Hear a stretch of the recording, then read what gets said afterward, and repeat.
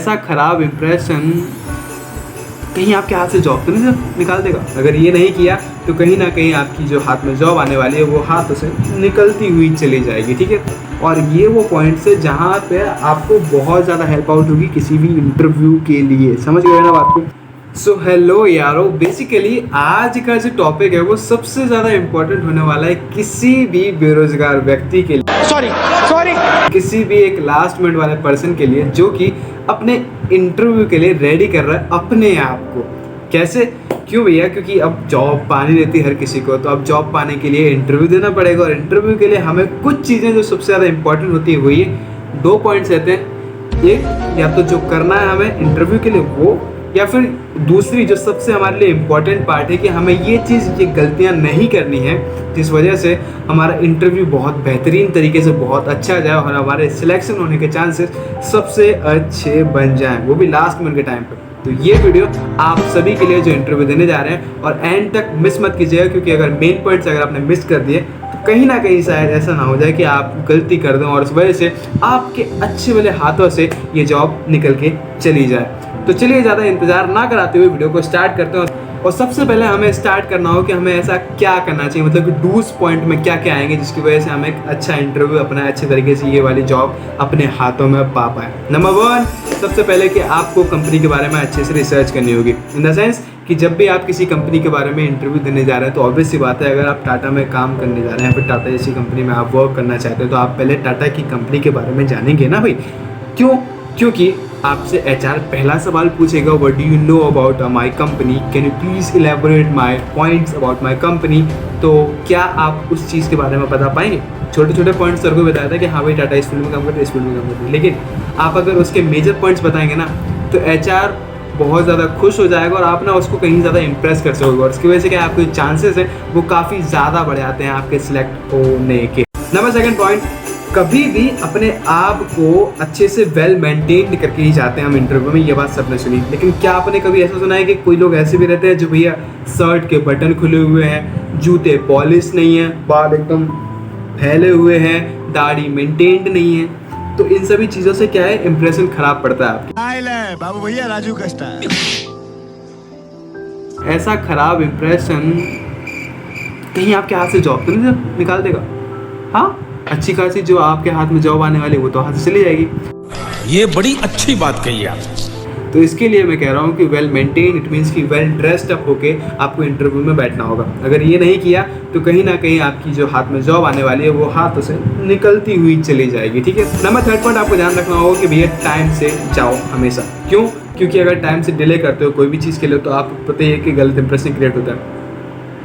Late हो गए आप पहले ही दिन, अगर आप एचआर को लेट करवा दोगे तो इसका मतलब समझ रहे हो आप क्या होता है? इसका मतलब ये होता है कि एचआर ये समझ आता है कि भैया ये अभी तो टाइम से आ नहीं पा रहा, ऑफिस में क्या घंटा आएगा काम करने के लिए टाइम से? हाँ, कोई सेंस नहीं बनता ना, इसलिए इस बंदे को अभी मैं फायर कर देता हूँ। तो भैया टाइम से जाना इंटरव्यू के लिए, कुछ भी हो जाए लेकिन टाइम से 5-10 मिनट पहले चले जाओ, कोई दिक्कत नहीं है। बोले चाहे एचआर आपको वेट करा, कोई दिक्कत नहीं है, लेकिन डिपेंड ये करता है कि आप अपना इंप्रेशन अच्छा क्रिएट करने के लिए कम से कम कुछ टाइम के लिए तो अच्छा दिखा सकते हो ना। बाद में आप कंपनी में जाके कितना भी लेट जाओ, डजंट मैटर।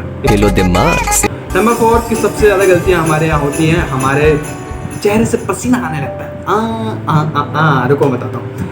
इंटरव्यू के टाइम पे हमको सबसे ज़्यादा ज़रूरत होती है कॉन्फिडेंस की। कॉन्फिडेंस आपके एकदम दिल से और दिमाग से दोनों से का झलकना चाहिए कि हाँ मैं देखो कितना कॉन्फिडेंट गाय हूँ।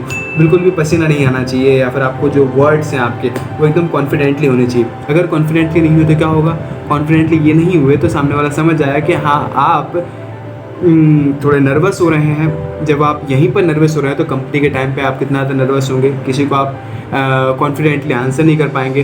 तो इस वजह से बहुत ज़्यादा क्या है, इंप्रेशन क्रिएट बिगड़ता है। ध्यान रखना है कि कभी भी जाओ तो कॉन्फिडेंटली, भले चाहे नहीं भी आ रहा तो भी उस बात पर अड़ जाओ कि नहीं मेरे को आ रहा है, बस सीधी बात है, मैंने बोल दिया मतलब बोल दिया। एक कॉन्फिडेंस झलकना चाहिए अपने आप को, क्या है करेक्ट प्रूव करके रहो उस टाइम पे, ठीक है।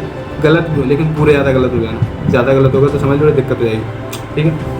वरना फिर ये कह देगा साला ये तो कुछ भी, मतलब हवा में तीर मार रहा है और पकड़ के उड़ जा रहा है उस तीर को। कोई सेंस है इस बात की?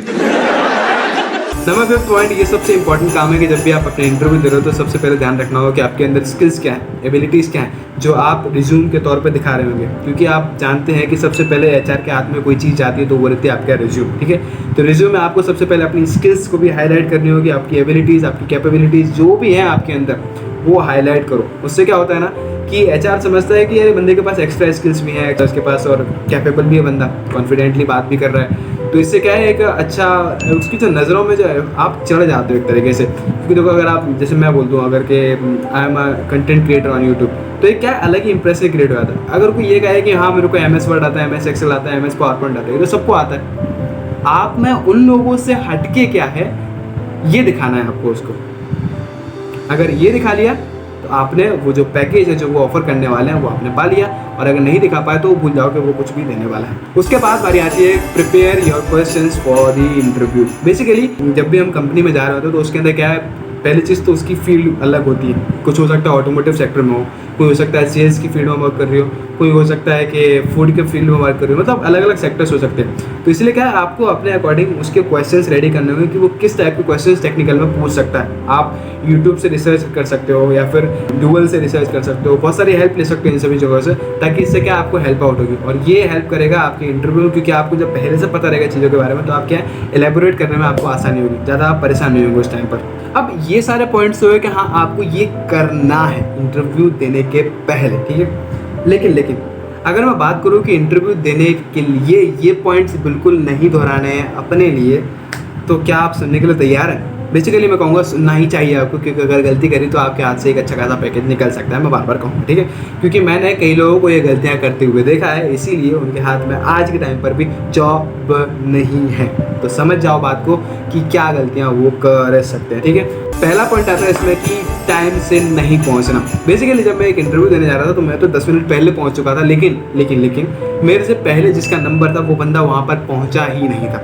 6 लाख का पैकेज था, वो कोई मजाक नहीं था किसी के लिए। लेकिन वो बंदा क्यों नहीं पहुँचा?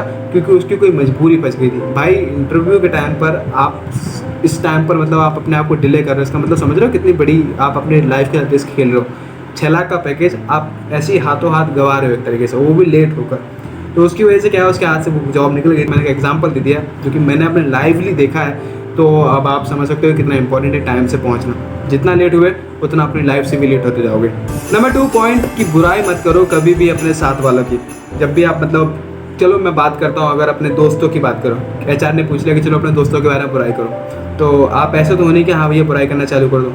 लेकिन हाँ मेरे साथ एक केस हुआ था, मैंने चंचल की वीडियोस में बनाई थी। उसने ये कहा भी था कि उसने क्या है मेरे बारे में, उससे पूछा गया था, एक्चुअली ये इंसिडेंट हुआ था और उससे पूछा कि चंचल चल एक बात था कि मिलिंद की जाके बुराई बता, मतलब नेगेटिव पॉइंट्स बता उसके बारे में। चंचल ने बोलना चालू कर दिया कि हाँ सर ये फालतू की चीज़ें करता रहता है, पटा हरकतें करता रहता है। तो इससे क्या एक नेगेटिव इम्पैक्ट पड़ता है। इससे नेगेटिव इम्पैक्ट क्या पड़ता है कि भाई जब आप ही पॉजिटिव नहीं हो, आपका देखने का नज़रिया ही पॉजिटिव नहीं हो और आप सामने वाले के बारे में बुराई कर रहे हो, भले चाहे वो कितना भी अच्छा काम क्यों ना करो, लेकिन अगर वो बुराई कर रहा है सामने वाले की, इट मीन्स कि आपके अंदर ही कुछ ना कुछ खोट है, आपकी नज़रों में थोड़ा खोट है। तो भाई ये बात भी ध्यान रखो कि कभी भी सामने वाले की बुराई मत करो। इससे आपकी जो नेगेटिव पॉइंट्स है ना वो झलक कर बाहर आते हैं और आप एक बार नेगेटिव बन गए ना उसके लिए, तो समझ लो कि आपके जो नाम है ना उसके आगे वो क्रॉस लगाना चालू कर देता, ठीक है। तो गलती तो बिल्कुल मत करना कि भैया किसी के बारे में अगर कोई बोलता है कि हाँ भैया उसके बारे में बुराई बताओ, तो ऐसे पॉइंट्स बताओ जिसको जो बुरे ना हो, वो एक अच्छे तौर पे दिखाई दे बुराई के पॉइंट से भी, ठीक है, जिसको अपन इंप्रूव भी किया ऐसे के बाद में। ऐसा कोई बहुत बड़े पॉइंट्स ना बता दो कि भैया नहीं बहुत बड़ी गलती कर रहा हो कोई, ऐसा मत बताओ। नंबर 3 कैजुअल मत हो जाओ इंटरव्यू के टाइम पर। कैजुअल इसीलिए नहीं होना क्योंकि अगर आप ज़्यादा फ्रेंडली हो गए इंटरव्यू के टाइम पर तो उस वजह से क्या है एचआर समझ जाता है कि भाई ये कुछ ज़्यादा ही बकलोल है, ये इंसान हर जगह पर अपना मुंह मारने लग जाता है, ठीक है। क्यों? क्योंकि अगर आप ज़्यादा फ्रेंडली हो जाते हो तो उससे क्या है ना, मतलब एक अलग ही इंप्रेशन क्रिएट होता है आपकी, मतलब एक तरीके से आपकी बॉडी ये दिखाती है कि हाँ मैं किसी के साथ भी फ्रेंडली हो जाता हूँ या फिर मैं ज़्यादा फ्रेंडली होता हूँ। यार आप एक इंटरव्यू देने आए उस टाइम पे आपको सीरियसनेस रखनी होगी और एक लिमिटेशन लगानी होगी अपने ऊपर कि हाँ मुझे किस टाइम पर किस वे में रिप्रेजेंट करना है अपने आप को। अगर आप में वो सीरियसनेस ही नहीं है, आप इस टाइम पर भी कैजुअल हो, जिस टाइम पर आपका सीरियस मूवमेंट चल रहा है, तो समझ लो कि आप अपनी लाइफ के साथ कैसे कैजुअल या फिर सीरियस हो सकते हो। हाँ एक मजाक के पॉइंट से अगर एचआर का पॉइंट समझो कि हाँ वो किस पॉइंट से पूछ रहा है। अब अगर एचआर भी अगर सीरियस पॉइंट से पूछ रहा है और आप लगे हाँ नहीं तो मैं तो मजाक ही करता हूँ सर, मजाक, अरे भाई हम सुनने वाले लोग नहीं हैं, तो वो एचआर भी कह देगा भैया मजाक में हमने तेरे को जॉब से भी निकाल दिया, ठीक है। ऐसी गलती तो बिल्कुल मत करना। और ये वो पॉइंट्स है जहाँ पे आपको बहुत ज़्यादा हेल्प आउट होगी किसी भी इंटरव्यू के लिए। समझ गए ना बात को? भले से आप पैकेज 8 लाख का हो, 10 लाख का हो, 15 लाख का हो, 20 लाख का हो या 1 करोड़ का ही क्यों ना हो, ये पॉइंट्स हैं आपके काम के। क्योंकि छोटी सी भी गलती आपके हाथ से ये जॉब निकाल सकती है और छोटी सी भी आपकी पॉजिटिव पॉइंट्स आपके हाथ में ये जॉब दिला सकती है, ठीक है? क्योंकि इंटरव्यू के टाइम पर कब कौन सा पॉइंट किस टाइम पर मेजर रोल प्ले कर दे कोई नहीं जानता है, ठीक है? आपके सामने कुछ भी सिचुएशन आ सकती है, क्योंकि मेरे टाइम पर मैंने 4 से 6 इंटरव्यूज़ दिए और हर इंटरव्यू में अलग अलग फेस आया था। कई बार इंटरव्यू चले 40 मिनट का चला था और कई बार इंटरव्यू चला था केवल 15 मिनट का, ठीक है? और कई बार ऐसा भी हुआ था कि मेरा जो ग्रुप डिस्कशन था वो केवल 2 मिनट का था। जो मैंने पीछे वाली वीडियोस में बताया, सभी वीडियोस में बता के रखा है मैंने, ठीक है?